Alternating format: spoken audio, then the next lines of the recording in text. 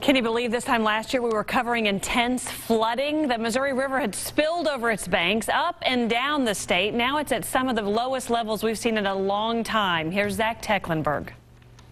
I'm in Napoleon, Missouri, which is one spot along the Missouri River. The Army Corps of Engineers has a gauge measuring the river's depth. Usually these steps I'm on are underwater, but right now the river is just so shallow. I've never seen that one when they didn't have water.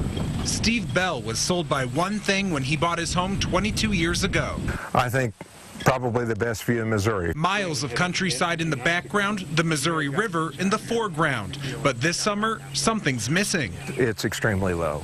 It's as low as I've ever seen it. Water. Right now at Napoleon, the river's measuring in at 7.34 feet deep, well below normal. It's a desperate situation. Last summer was desperate too, but in a completely different way. A lot of that area to our rear here was underwater. I myself had several acres underwater, under 10 to 12 feet of river water.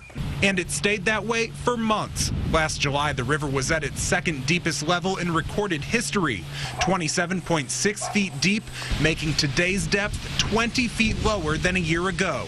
Having seen both extremes, Steve says this year's problem is much worse. This drought extends just not from the river, but it's all over, and it affects farmers everywhere and affects agriculture, and that's the name of the game in this part of Missouri.